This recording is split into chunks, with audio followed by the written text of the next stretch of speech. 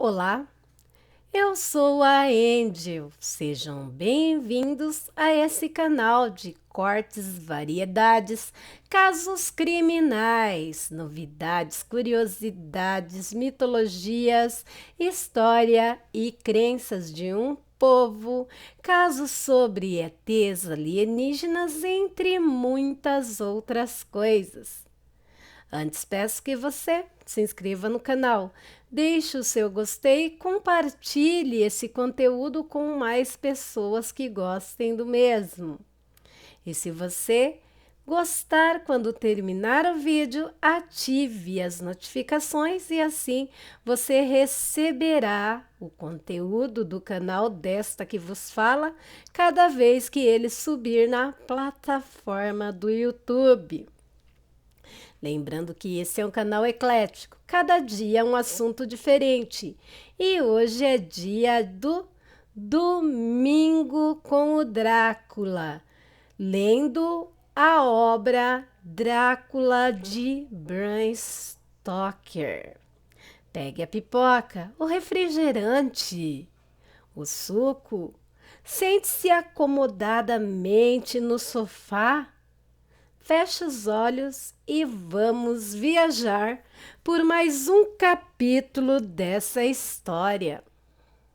E hoje trazendo mais um capítulo do Drácula de Bram Stoker, pela editora Pé da Letra. Antes de darmos continuidade, peço para você que não é inscrito que se inscreva no canal, deixe aquele like para fortalecer e compartilhe em suas redes sociais. Se não gostar, compartilhe com os seus inimigos e se vingue deles, não esquecendo de ativar todas as notificações do canal para ser notificado sempre que tiver conteúdo novo no canal. Sem mais delongas, bora lá?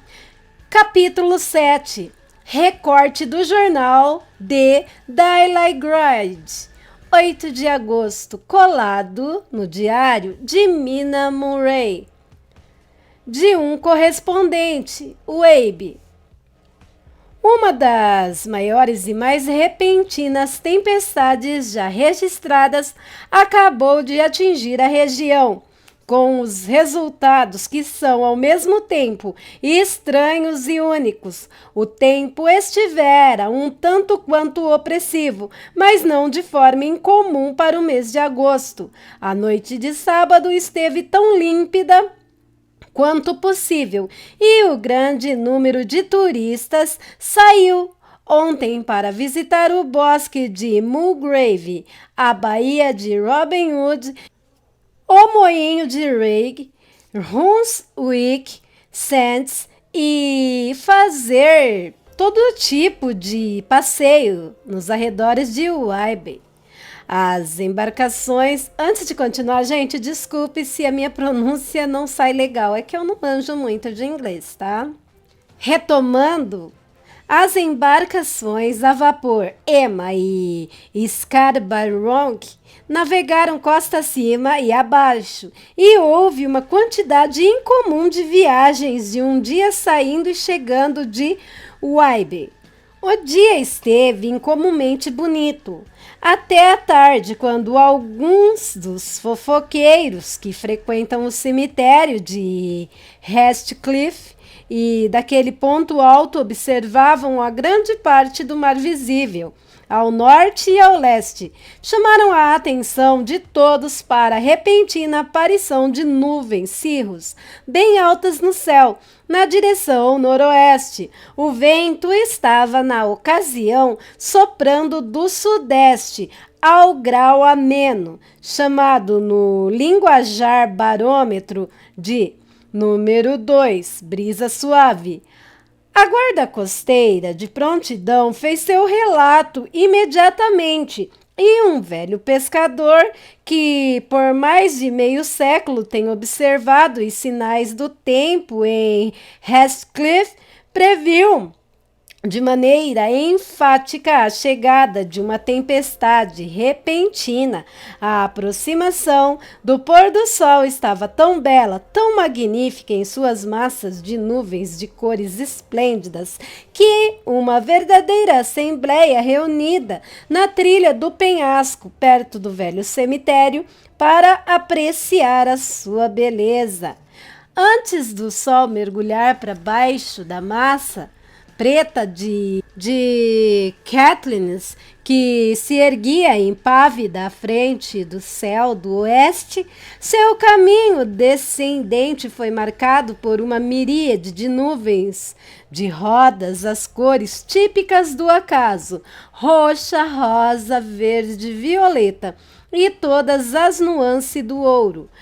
Aqui e acolá haviam massas pequenas, porém de uma prematura aparente absoluta, de todos os formatos tão bem delineados quanto silhuetas colossais.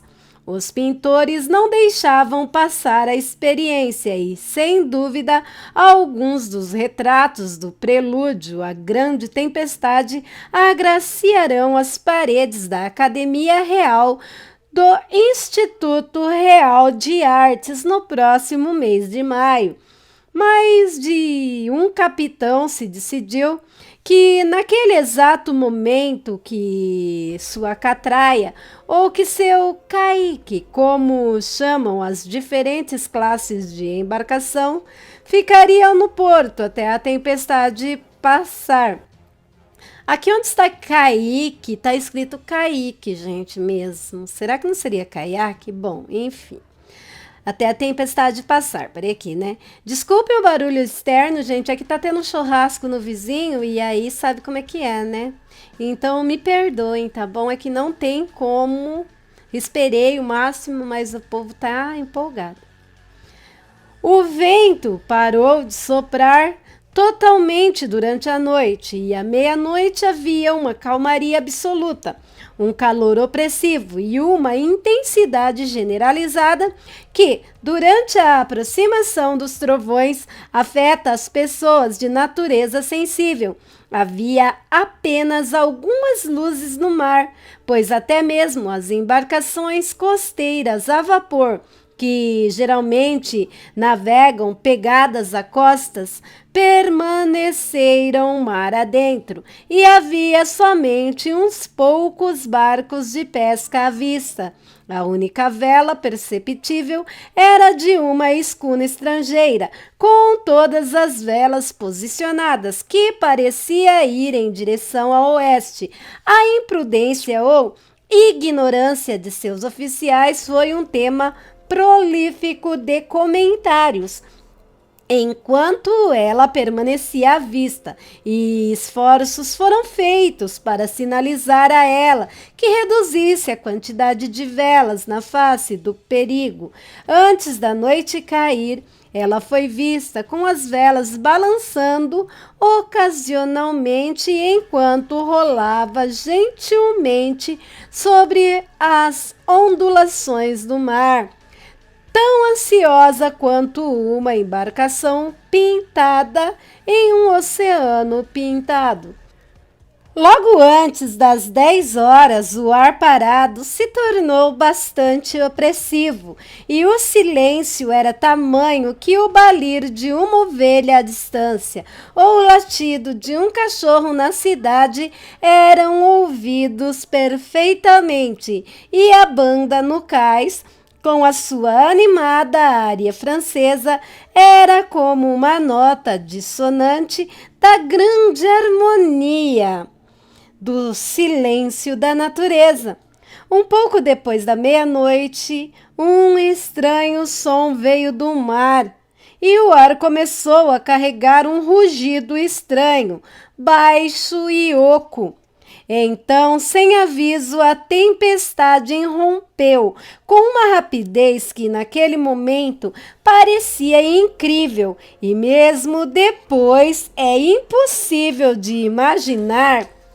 A natureza toda se convulsionou e, de uma vez só, As ondas se ergueram com uma fúria crescente, cada uma maior que a anterior, até que em poucos minutos o mar, que antes parecia um espelho, se transformara em um monstro que rugia e devorava tudo.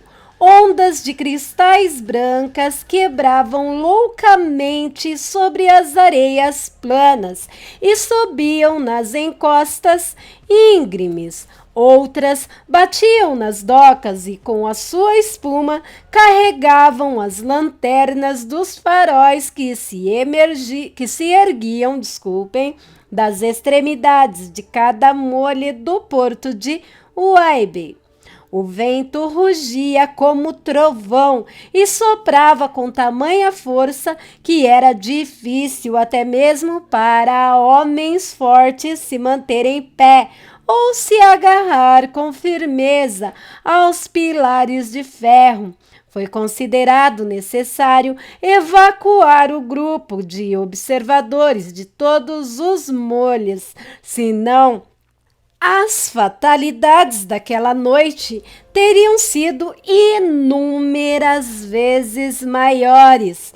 Além das dificuldades e dos perigos naquele momento, uma massa de névoa chegou do mar sobre a terra, nuvens brancas e úmidas que passavam flutuando de forma fantasmagóricas, tão úmidas, aquosas e frias que não era preciso muita imaginação para pensar que os espíritos dos que perderam a vida no mar estavam encostando em seus familiares vivos com mãos pegajosas da morte, e muitos estremeceram com a passagem das grinaldas de névoa. Em alguns momentos, a névoa se dissipava e o mar podia ser visto à distância, iluminado por raios que caíam com força, a rapidez seguido por tamanhos estrondos de trovões repentinos, que todo o céu parecia tremer sob o choque dos passos da tempestade. Algumas das cenas contadas eram de uma grandiosidade imensurável e interesse extremo. O mar, levantando-se à altura de montanhas, jogava para o céu poderosas massas de espuma branca, com cada onda, as quais pareciam ser agarradas pela tempestade e arremessada para longe. Aqui e ali, um barco de pesca com a vela em frangalhos corriam loucamente em busca de abrigo antes da explosão. Ocasionalmente, via-se as asas brancas de um pássaro lançado pela tempestade. No topo da colina leste, o novo holofote estava pronto para ser experimentado, mas ainda não havia sido testado. Os oficiais responsáveis o arrumaram e, durante as pausas da névoa, varriam com ele a superfície do mar.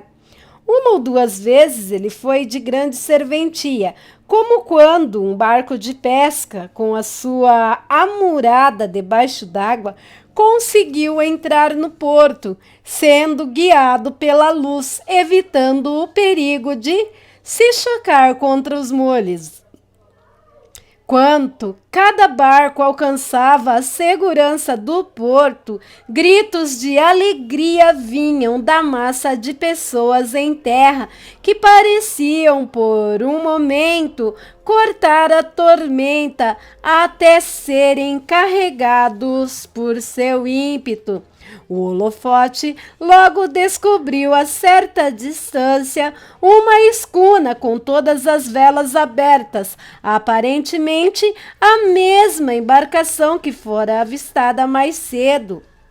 O vento havia, àquela altura, se virado para o leste e um arrepio perpassou os observadores na colina quando perceberam o terrível perigo que ela estava. Entre ela e o porto estava o enorme Recife plano, com o qual tantos navios bons sofriam, vez ou outra, e com o vento soprando na direção em que estava, seria praticamente impossível para a embarcação chegar até a entrada do porto. Àquela altura já era quase hora da maré alta, mas as ondas estavam tão grandes que, quando se retraíam, a parte rasa do litoral ficava quase visível e a escuna, com todas as velas abertas, corria em tamanha velocidade que, nas palavras de um velho marinheiro, vai acabar chegando em algum lugar, ainda que seja no inferno. E então a névoa avançou novamente, mais do que antes, uma massa de cerração úmida que parecia envolver todas as coisas, como uma mortalha cinzenta, e só permitia às pessoas que usassem a audição, pois o rugido da tormenta, o estrondo dos trovões e o ressoar do poderoso vento atravessavam o isolamento úmido ainda mais altos do que antes. Os raios do holofote eram mantidos fixos na boca do porto, cruzando o pier leste, onde a colisão era esperada. As pessoas aguardavam, prendendo a respiração.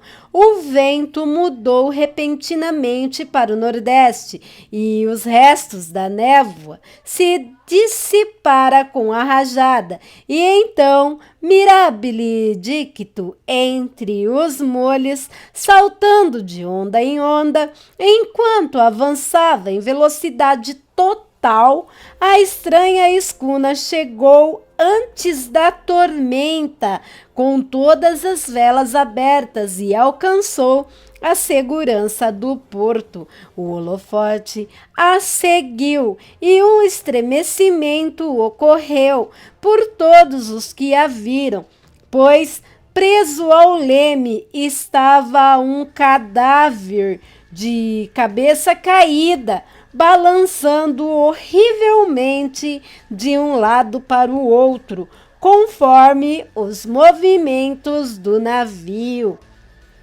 Não podia ver nenhuma outra silhueta nos convés.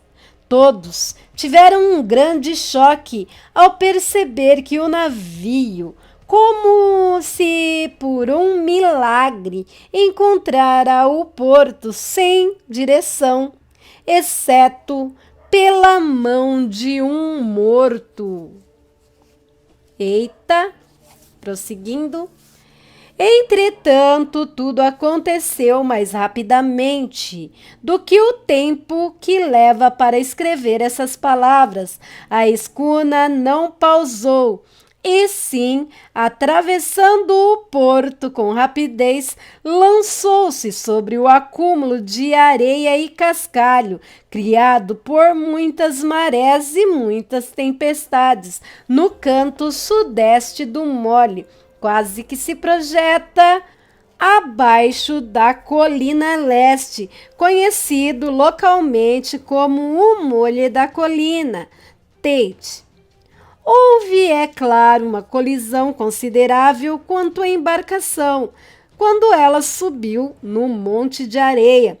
Todos os mastros, cordas e amarras foram deslocados e uma parte do encordoamento desabou.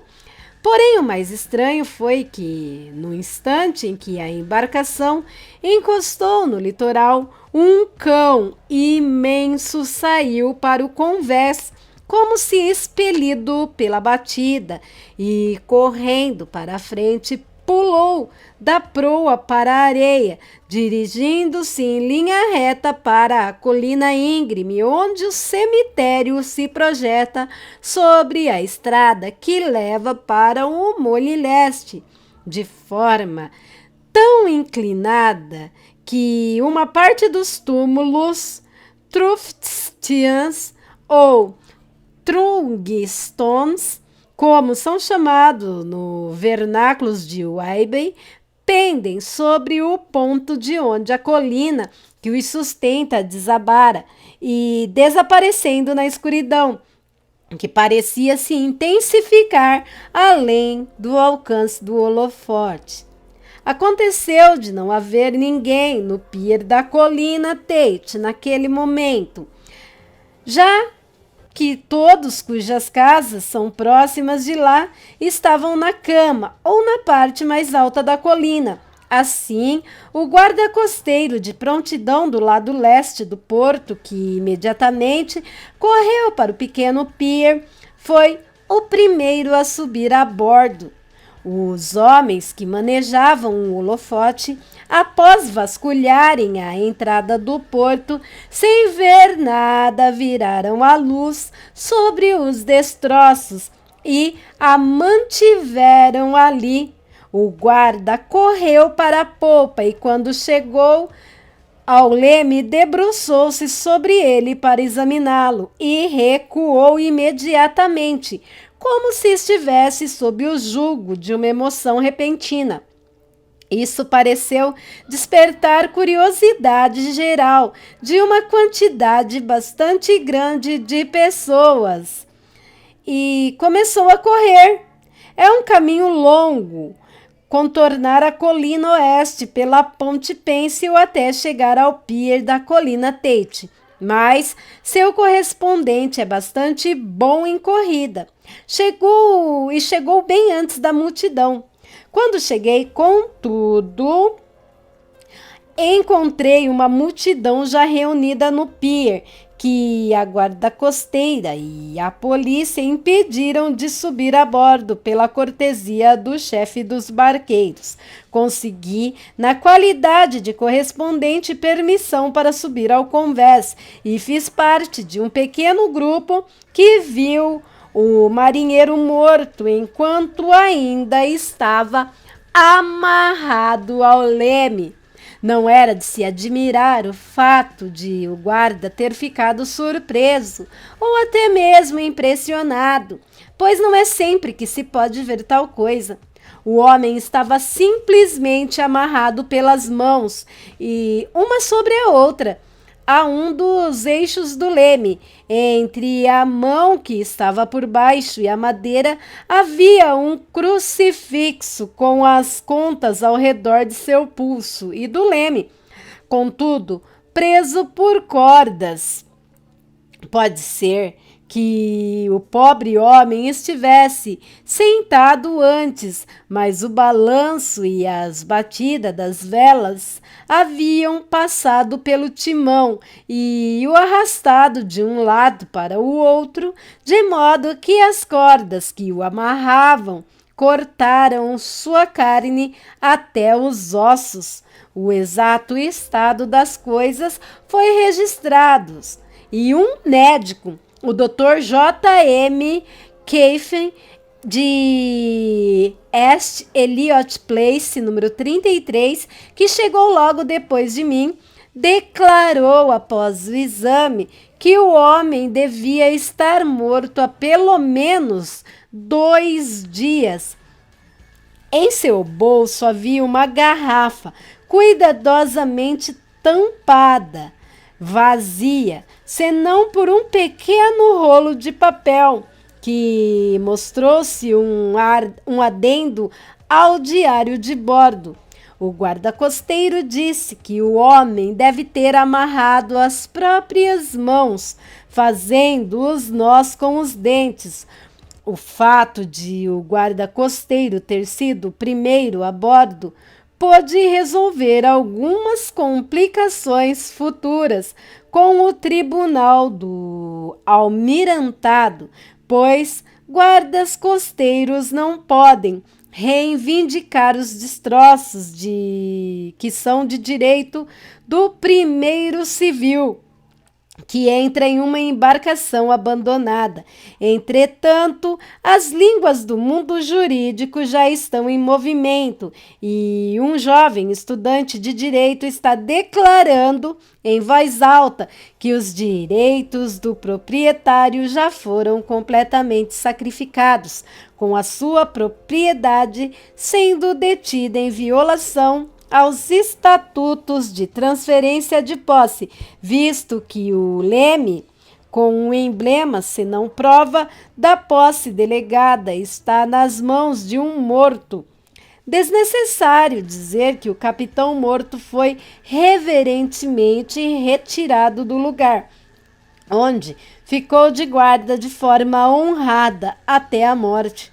Uma firmeza tão nobre quanto a do jovem Casabianca e colocado no necrotério para aguardar a investigação.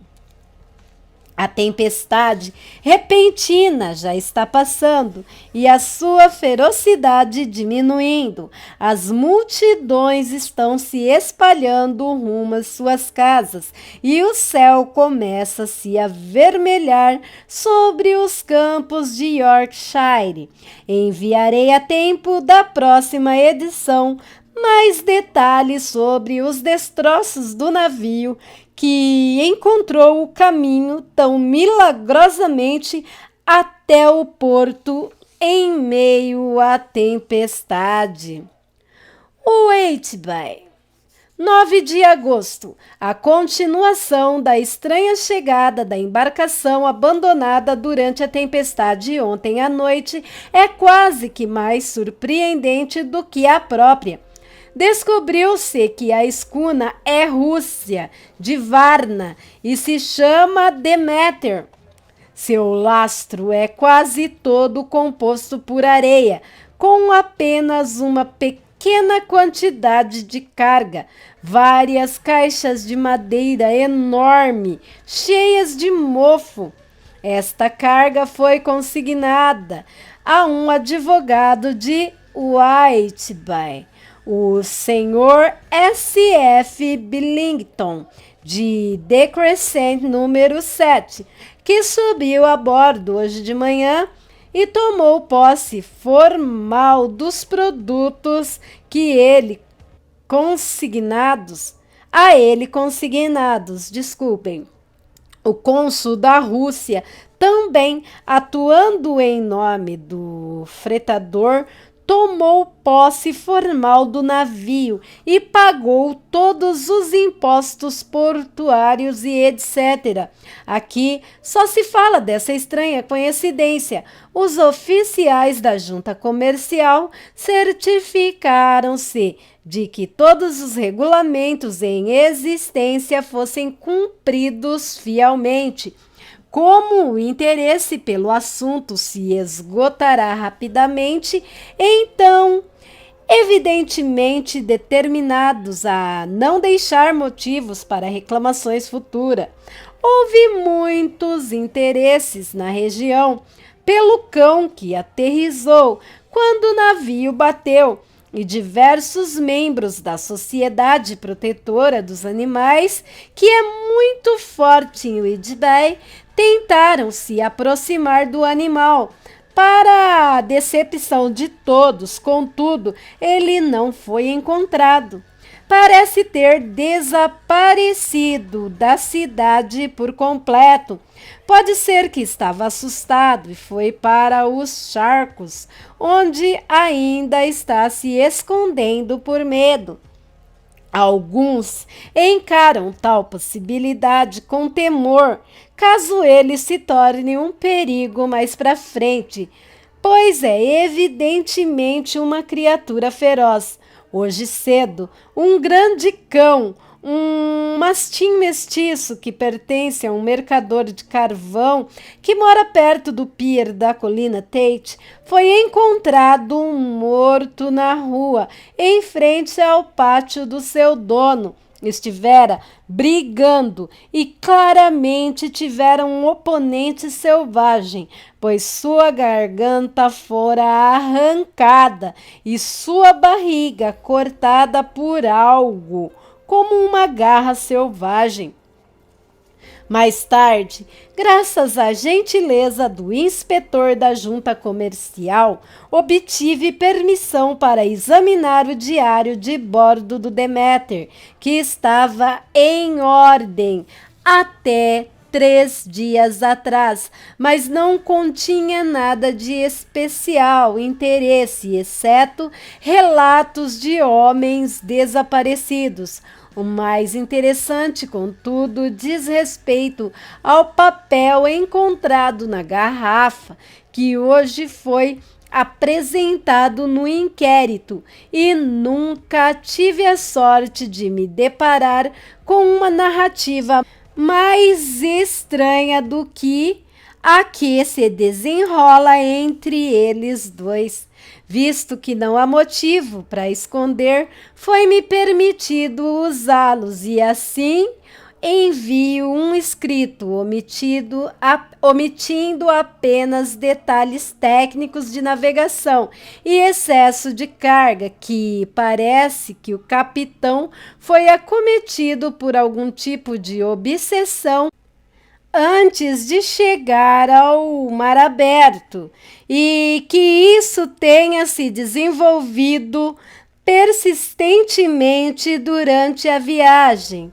É claro que minha declaração deve ser encarada com ressalvas, já que estou escrevendo com base no ditado de um assistente do cônsul russo, que fez a gentileza de traduzir para mim por falta de tempo.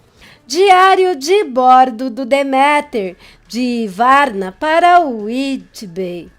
Escrito em 18 de julho, coisas tão estranhas acontecem que manterei os registros precisos de agora até atracarmos. No dia 6 de julho, terminamos de trazer a carga a bordo, areia branca e caixas de terra. Partimos ao meio-dia, vento leste fresco, tripulação 5 homens, 2 imediatos, um cozinheiro e eu mesmo, o capitão. Ao raiar do 11º dia de julho, entramos no Bósforo.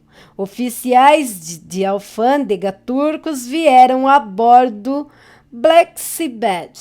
Tudo correto, a caminho às 16 horas. No dia 12 de julho, passamos pelos Dardanelos, mais oficiais de alfândega e um barco do esquadrão de guarda Bexbeds. De novo, o trabalho dos oficiais foram minucioso, porém rápido. Querem que partamos logo. Ao escurecer, passamos para o arquipélago. No dia 13 de julho, passamos pelo Cabo Matampé. A tripulação está insatisfeita com alguma coisa. Parecem assustados, mas não falam. No 14º dia de julho, fiquei um pouco ansioso com a tripulação. Os homens são todos confiáveis, já que já navegaram comigo antes. O imediato não sabe dizer o que está errado. Só disseram que para ele há alguma coisa e fizeram um sinal da cruz. O imediato perdeu a paciência com um deles aquele dia e o estapeou. Esperava uma briga séria, mas tudo ficou quieto. No 16º dia de julho, o imediato relatou pela manhã que um membro da tripulação, Petrovski, estava desaparecido. Ele não sabia explicar. Pegou o turno de bombordo às 8 horas. Ontem à noite, e foi substituído por Aframoff, mas não foi para a cama. Os homens estão mais desanimados do que nunca. Todos dizem que esperava algo desse tipo, mas não falaram nada além de haver alguma coisa a bordo. O imediato está ficando bastante impaciente com eles.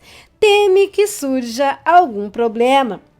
No 17º dia de julho, ontem, um dos homens, Olgaren, veio à minha cabine e, de forma estupefata, me confessou que achava que havia um homem estranho a bordo. Disse que durante sua ronda estava se abrigando atrás da cabine do convés, pois havia uma tempestade, quando viu um homem alto, magro, que não se parecia com ninguém da tripulação, subir pelas escadas do nível inferior e andar pelo convés e desaparecer. Ele o seguiu cuidadosamente, mas ao chegar à proa não viu mais ninguém. E as escotilhas estavam todas fechadas. Ficou em pânico, causado por um medo supersticioso. E temo que isso se alastre. Para acalmá-los, hoje farei uma busca no navio inteiro, com cuidado da polpa à proa. Mais tarde, juntei toda a tripulação e disse a eles que já achava que havia alguém no navio. Então, já que eles achavam isso, faríamos uma busca da proa à popa. O primeiro imediato ficou aborrecido. Disse que era besteira e que ceder a tais ideias tolas seria ruim para a moral. Disse que se comprometeria a mantê-los longe de encrencas, como um pé de cabra. Ô, louco! Deixei que ele assumisse o leme enquanto o resto começava uma busca minuciosa. Um do lado do outro, com lamparinas. Não deixamos de procurar em nenhum canto. Como tínhamos só grandes caixas de madeira, não havia nenhum canto estranho onde um homem pudesse se esconder. Os homens ficaram bastante aliviados quando terminamos a busca e voltamos ao trabalho alegremente. O primeiro imediato fez cara feia, mas não disse nada. 22 de julho, tempo ruim nos últimos 3 dias. Todos os homens ocupados com as velas, sem tempo de se assustarem, parecem ter esquecido o medo. O imediato está alegre novamente e todos estão em bons termos. Elogiei os homens pelo trabalho no tempo ruim. Passamos Gibraltar e saímos pelo estreito. Tudo está bem.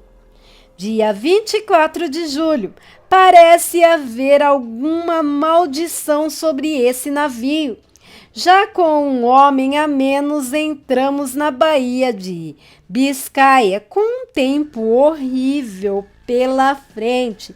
E ainda por cima perdemos outro homem ontem à noite. Desapareceu como o primeiro. Terminou seu turno e não foi mais visto. Os homens estão todos em pânico. Enviaram um representante para pedir que fizessem as rondas em duplas, pois temem ficar sozinho. O imediato está zangado. Receio alguma confusão, pois ou ele ou os homens cometerão alguma violência. 28 de julho, 4 dias no inferno, sendo sacudido por um tipo de rodamoinho, e o vento está tempestuoso. Ninguém consegue dormir. Os homens todos exaustos. Não sei como estabelecer os turnos de guarda, pois ninguém está em condições. O segundo imediato se voluntariou para ficar de guarda e deixar os homens dormirem um pouco. O vento está diminuindo. Os mares continuam horríveis, mas os sentimos menos, pois o navio está mais firme. 29 de julho, outra tragédia. As rondas não foram em duplas hoje, pois a tripulação está cansada demais. Quando chegou a hora do turno da manhã, fui até o convés e não encontrei ninguém, além do timoneiro. Dei o alarme e todos vieram para o convés. Fizemos uma busca meticulosa, mas não encontramos ninguém.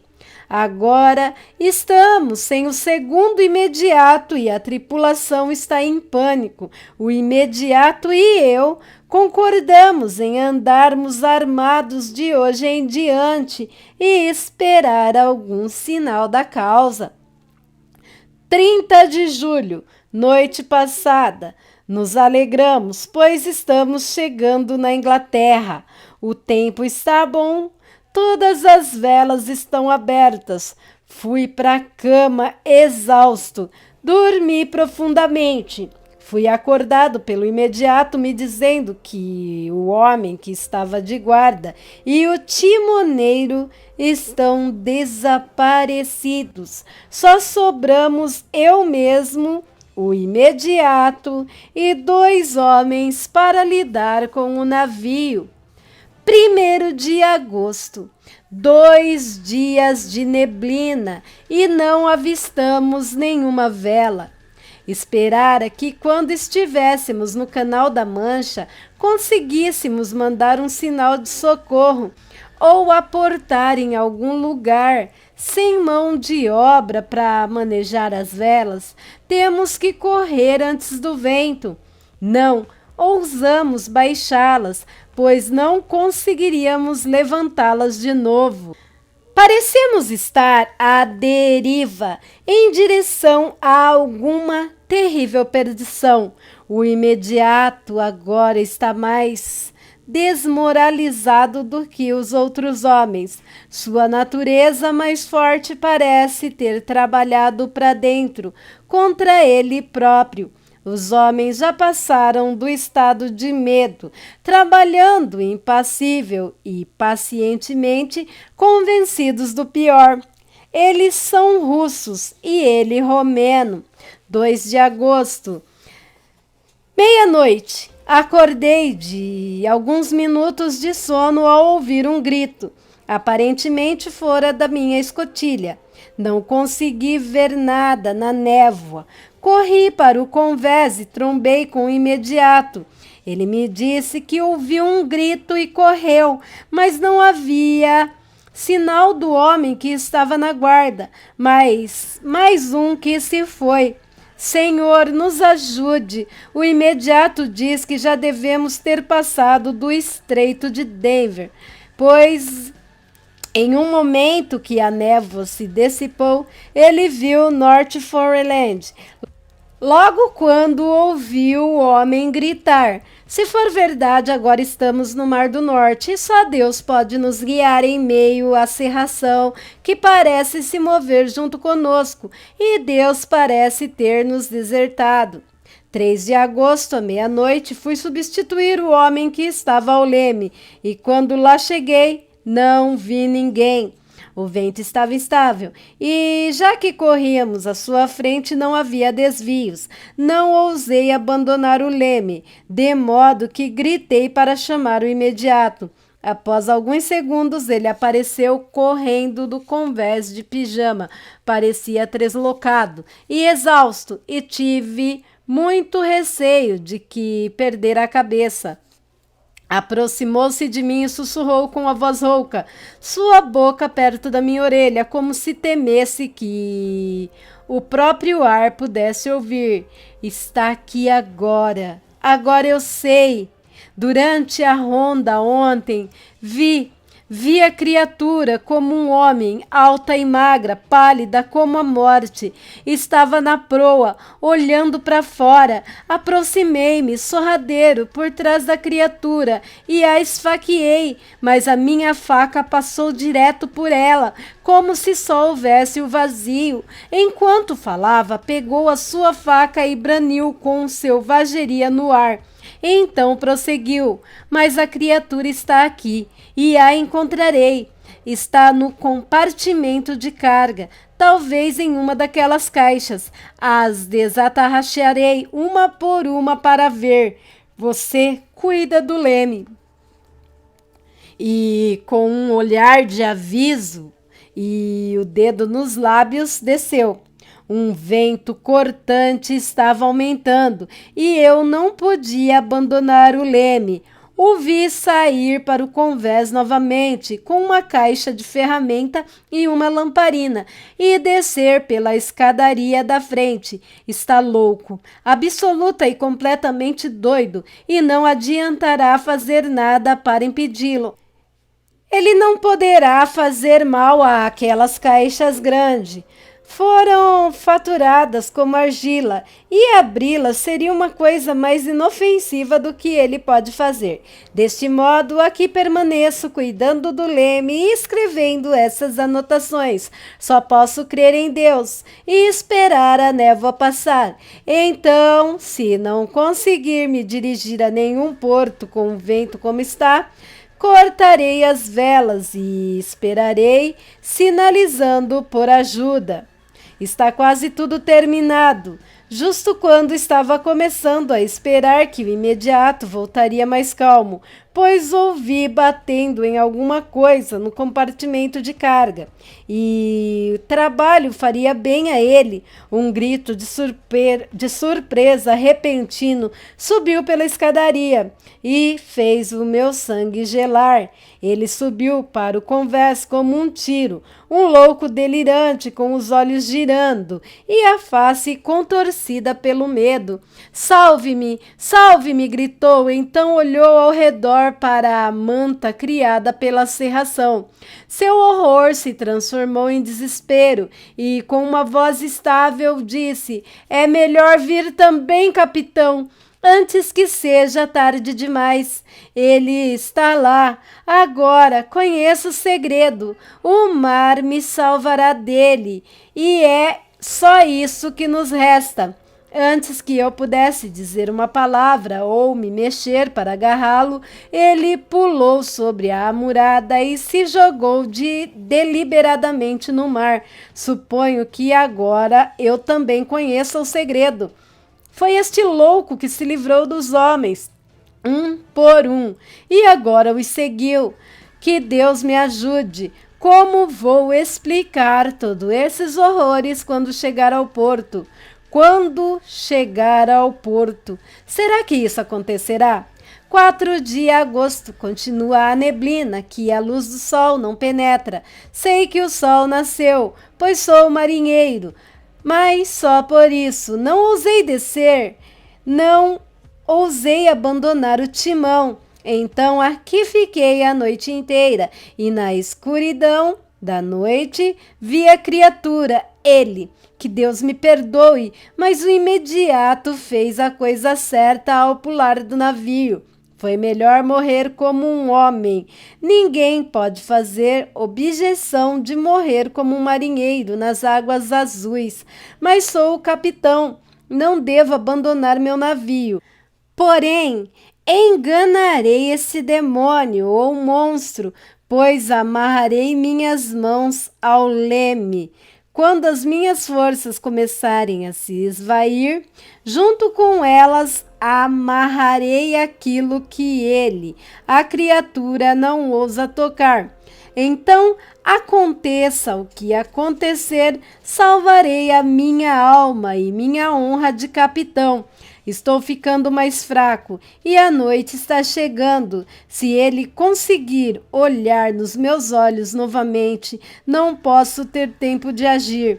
Se afundarmos, talvez essa garrafa seja encontrada e os que a acharem compreenderão, se não, bem, todos os homens saberão que mantive-me firme em minhas obrigações.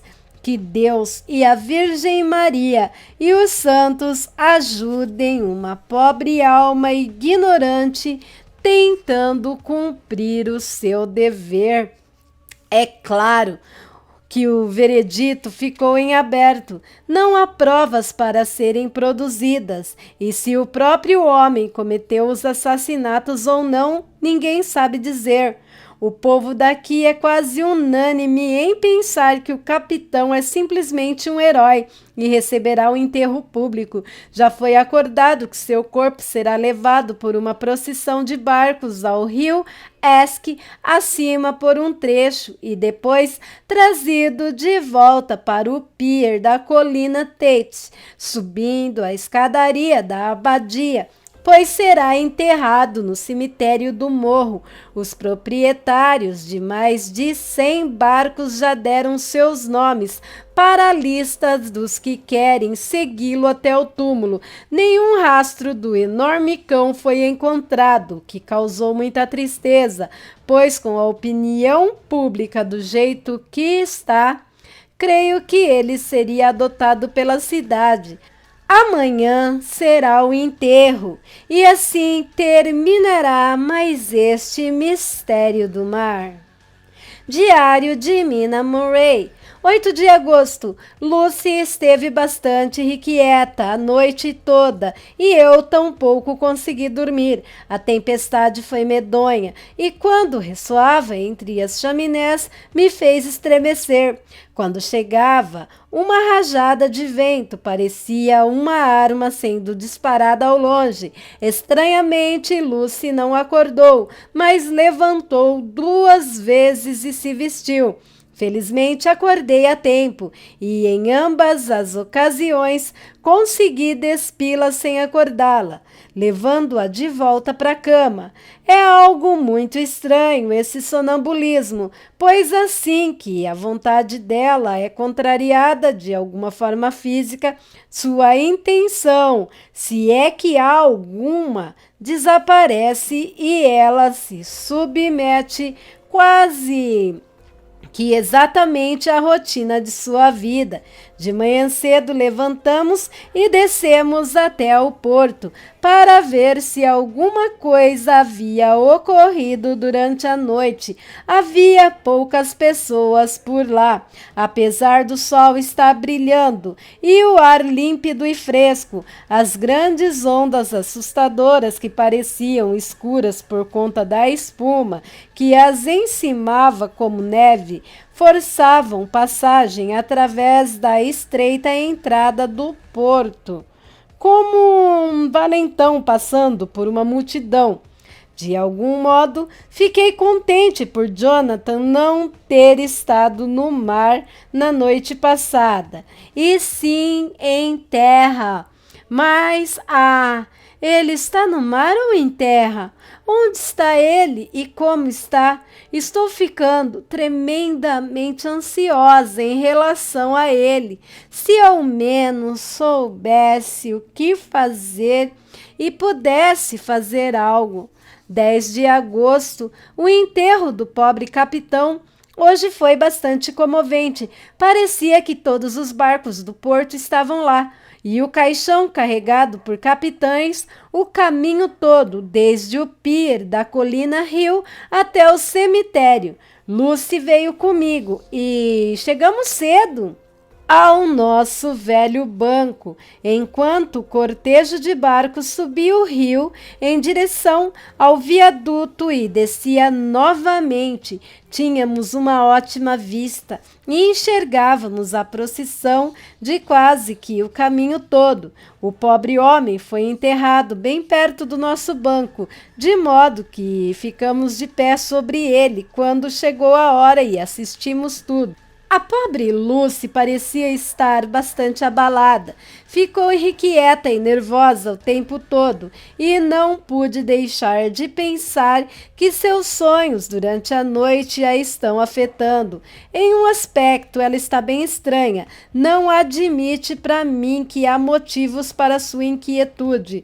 Ou se há, ela mesma não os compreende. Há um motivo extra, pois o pobre Sr. Swiles foi encontrado morto essa manhã. sobre o nosso banco com o pescoço quebrado. Evidentemente, como o médico disse, ele caiu sobre o banco devido a algum susto, pois havia uma expressão de medo e horror em seu semblante, que os homens disseram que os fez estremecer. Pobre velho querido, talvez ele tenha visto a morte com os seus olhos moribundos. Lucy é tão doce e sensível que sente as influências mais agudamente do que outras pessoas. Agora mesmo ela estava aborrecida por uma coisa insignificante a qual não prestei atenção. Apesar de gostar muito de animais, um dos homens que costumam subir até aqui para procurar os barcos foi seguido por seu cachorro. O cachorro está sempre com ele. Os dois são bem quietos e nunca viu o homem zangado, nem o cachorro latir.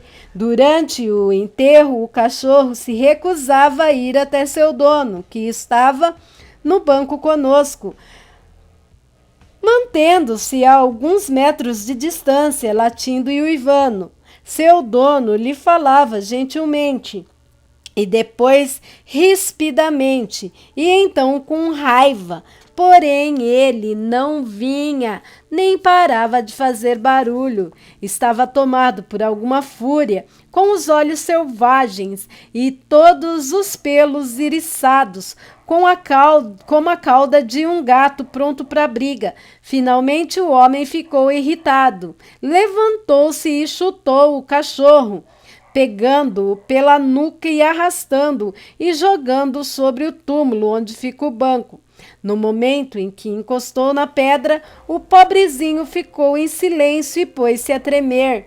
Não tentou fugir, e sim baixou-se, estremecendo, encolhido, e estava em um estado de terror tão deplorável que tentei, ainda que sem sucesso, confortá-lo. Lucy também ficou com muita pena, mas não tentou encostar no cão, só olhando para ele de forma meio que agonizada. Tenho medo de que sua natureza seja sensível demais para passar pela vida sem problemas. Sonhará com isso hoje à noite, tenho certeza. Todo o conjunto das coisas, o navio aportado por um morto, sua atitude amarrada ao leme com um rosário, o enterro comovente, o cachorro ora furioso, ora aterrorizado, tudo isso servirá de material para seus sonhos. Acho que será melhor para ela que vá dormir cansada fisicamente. Então, a levarei para uma longa caminhada nos penhascos até a Baía de Robin Hood. Ida e volta. Não acho que se sentirá muito inclinada a perambular enquanto dorme depois disso. Fim do capítulo 7. Próximo capítulo 8. Diário de Mina Monroe. Meus aterrorizados, aqui termina mais um capítulo de Domingo com o Drácula. Peço 1000 perdões pelos barulhos externos, não há como eu controlar. Como eu disse, está tendo churrasco no vizinho e os cachorros estão latindo e eles estão conversando um pouco mais acaloradamente. E aqui encerramos mais um Domingo com o Drácula. Se você gostou, inscreva-se no canal, compartilhe esse vídeo, deixe o seu gostei e vai lá no sininho das notificações e ative todas. E assim, sempre que tiver conteúdo novo aqui nesse canal, você será notificado. Lembrando que esse é um canal eclético, cada dia um assunto diferente para que vários tipos de público possa ser atendido. Por hoje é só. Fiquem com Deus e até o próximo vídeo. Tchau, tchau!